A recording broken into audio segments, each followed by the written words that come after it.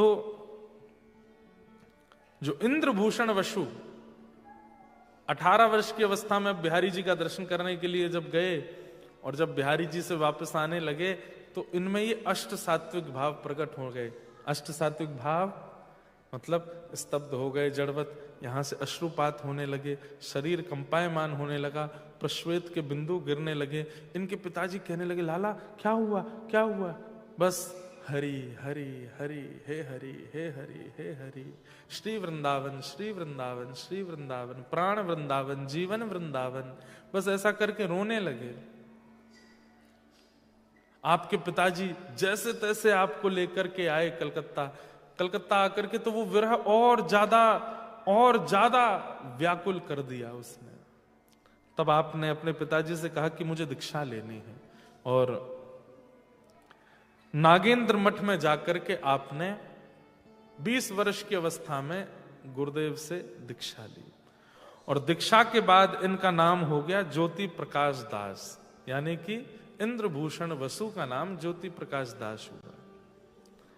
दीक्षा के बाद इन्होंने अपने गुरुदेव को जब प्रणाम किया तो गुरुदेव ने आशीर्वाद दिया, जिस भावना से तुमने दीक्षा ली है वो भावना तुम्हारी पूरी हो।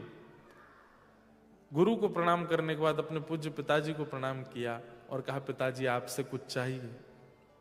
बोले क्या चाहिए?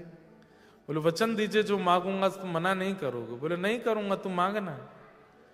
बोले मैं अब संसार से विरक्त होकर वृंदावन में रहना चाहता हूं और श्री प्रिया प्रियतम की नित्य भक्ति करना चाहता हूं, आप कृपा करके मना नहीं कीजिए, मुझे आज्ञा दे दीजिए। इनके पिताजी ने स्वीकार किया और स्वीकार करके इनको वृंदावन जाने की आज्ञा दी। वृंदावन आकर के इंद्रभूषण वसु जी रहने लगे। 2-3 वर्ष तक वृंदावन में रहे। बिहारी जी मंदिर जाते थे, जाकर के बिहारी जी का नित्य दर्शन करते थे। चलते फिरते लोग जो बता देते थे वो भाव धारण करते थे, लेकिन ठाकुर जी का अनुभव इनको नहीं हुआ। एक दिन इनके मन में आया, मैं वृंदावन में हूं, यहां तो ठाकुर जी रास करते हैं, ठाकुर जी के घर जाना चाहिए। घर कहां है? बोले गांव। बोले गांव कौन सा? बोले नंदगांव। नंदगांव चलो। तो नंदगांव गए। नंदगांव में जाकर के वहां रहने लगे। नित्य ठाकुर जी की आराधना, रोज ढूंढना, कभी वन में जाते, कभी वृक्षों पर चढ़ करके, कभी सरोवर तालाब पोखर सब में ढूंढते, कहीं ठाकुर जी मुझे मिल जाएं। हम सोचते थे कान्हा कहीं कुंजन में होगा, हम सोचते थे।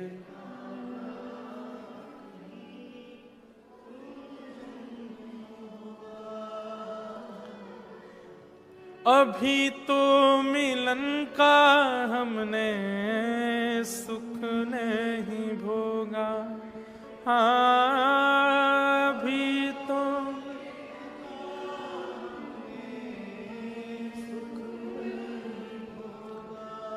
सुन के प्रेम की परिभाषा, सुन के मन में बंधी थी जो आशा, मन में आशा हुई रे निराशा झूठी, दे गया दिलाशा हमें श्याम ना मिला,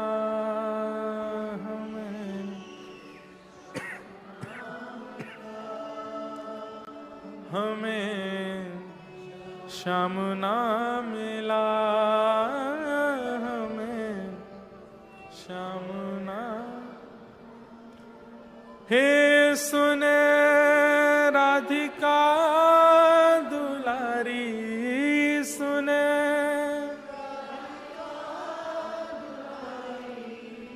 तेरे द्वार का भिखारी,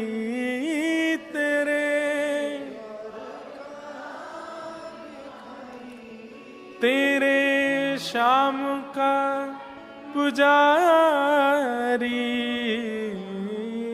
पीड़ा है हमारी हमें श्याम ना मिला, हमें श्याम ना मिला, हमें श्याम ना मिला, हमें।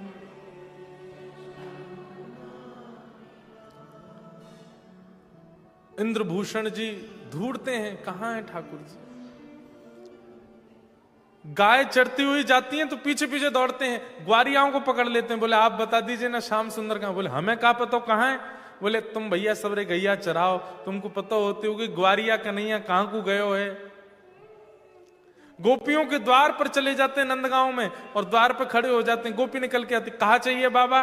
बोले कछुना चाहिए। कन्हैया तुम्हारे घर माखन चुराए हुए आमे नेक बताए दो कहां है। अरे बाबा बावड़ो होगो दिखे, ये 1922 चल लो है। ठाकुर जी तो माखन चोरी द्वापर युग में क्यों करते, ये तो कलयुग चल लो है। अरे तुम सब मोते मिलवानो नए चाहो या हमारे मुंह को नए बता रहे हो। सब जगह ढूंढते, इतनी व्याकुलता चित्त में होने लगी कि आप अनशन पर बैठ गए और अन्न जल त्याग करके बैठ गए। बोले ठाकुर जी या तो मुंह को मिलो, नहीं तो मैं अपने प्राण त्याग दूंगा। 1 दिन 2 दिन 3 दिन जब बीत गए तब एक दिन स्वप्न आदेश हुआ और बस एक स्वर सुनाई दिया। बोले क्या, नंदगांव से उत्तर की ओर जाओ, नंदगांव से उत्तर की ओर जाओ, नंदगांव से उत्तर की ओर जाओ।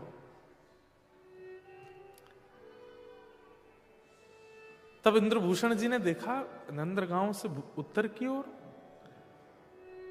क्या है, और जैसे नंदगांव से उत्तर की ओर देखा तो उत्तर में ही श्री बरसाना धाम है।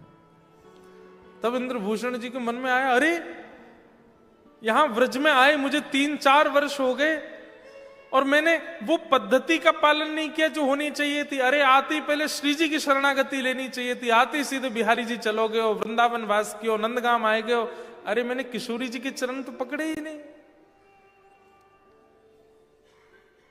दंडवती करते हुए बरसाना गए और प्रत्येक सीढ़ी को प्रणाम करते हुए श्री जी के भवन में ऊपर दर्शन करने के लिए गए। किशोरी जी के सामने बैठ करके खूब बोले, हे प्रियाजू मुझको क्षमा करो, मैंने आपको भजन नहीं किया, आपको स्तवन, आपके दर्शन नहीं किए। बंधुओं, एक मुझसे किसी ने एक बात कही थी कि महाराज जी आप कहते हैं हे सुन राधिका दुलारी हमें श्याम ना मिला, सब किशोरी जी से ठाकुर जी को ही क्यों मांगते हैं? कभी हमने ऐसा भाव या ऐसी बात क्यों नहीं सुनी कि हम ठाकुर जी से कहें कि आप भले ही मत मिलो, हमें श्री जी से मिलाओ, हमें किशोरी जी से मिलाओ। सत्य बात तो आप लोगों को सुनकर के चौंक जाएंगे। किशोरी जी मिलती ही कृष्ण विरह करने वालों को है, और इस बात का प्रमाण श्रीमद् भागवत की कथा है।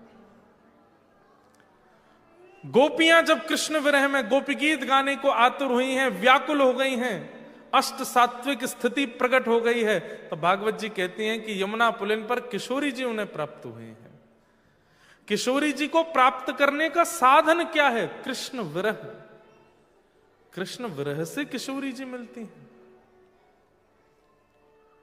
क्योंकि कृष्ण विरह में जब संभाल नहीं पाता व्यक्ति स्वयं को, तब श्री जी ही आती हैं उसको संभालने के लिए।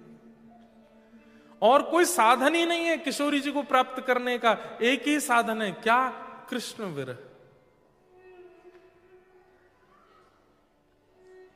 आज इंद्रभूषण जी को बरसाना की प्राप्ति, रात भर रोते रहे द्वार पर बैठे बैठे।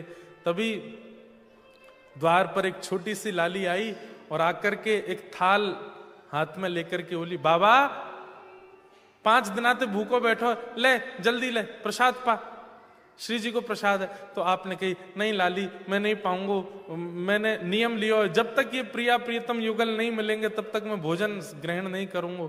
अरे बाबा मना नायक क्यों करें, ये तो श्री जी को प्रसाद है, या को तुरंत लेना चाहिए, जल्दी ले बाबा। बाबा उस लाली की ओर देखते रहे, मना नहीं कर पाए, थाल ले लिया थाल का प्रसाद लिया, मंगला के दर्शन खुले। जैसे ही बाबा भीतर गए, भीतर जाकर के जैसे ही पुनः मंगला के दर्शन किए, तो जिस आभूषण और जिस वस्त्र में वो बालिका बाहर आई थी, वही वस्त्र भीतर श्री जी ने धारण किए हुए हैं।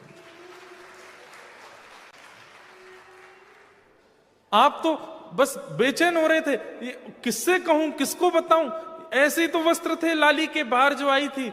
और इस बात पर मोहर तब लगी जब भीतर से पुजारी जी आए, तो उन्होंने की, अरे बाबा ये थाल तेरे पास कैसे आयो?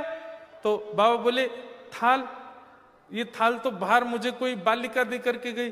बोले, अरे ऐसा कैसे हो सके, ये तो श्री जी को निज थाल है, ये तो मंदिर के भीतर को था, तेरे पास बाहर कहां से आएगा, जल्दी लाया कुदय मुकू।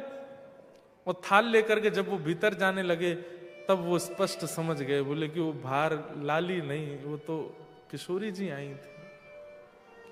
आप इतने रोए, इतने रोए। और तब किशोरी जी से कहा कि हे श्यामाजू कृपा करो, मेरो जन्म क्यों भयो है, मैं बंगाल का जन्मा, वृंदावन से मुझे प्रीति क्यों हुई है, मुझे किस कारण से यहां बुलाया है, ये मुझ में जो भाव प्रकट हो रहे हैं ये मेरी क्षमता तो नहीं है, मेरे परिवार में भी किसी ने इतना भजन नहीं किया, ये मुझ में ऐसे गुण लक्षण क्यों आ रहे हैं, क्यों मैं इतना बेचैन आपसे मिलने के लिए हो रहा हूं, क्या बात है, स्पष्ट करो। तब किशोरी जी ने स्वप्नाज्ञा करके कहा, अरे फूल सखी, और उनका नाम फूल सखी हो गया। तू हमारी फूल सखी है और तेरो काम फूलन सो श्रृंगार करके निकुंज बिहारी लाल को प्रसन्न करनो है। चल जा, अब इन फूलन की सेवा से आनंद कर। यही प्रसिद्ध फूल बाबा हुए ब्रजमंडल के।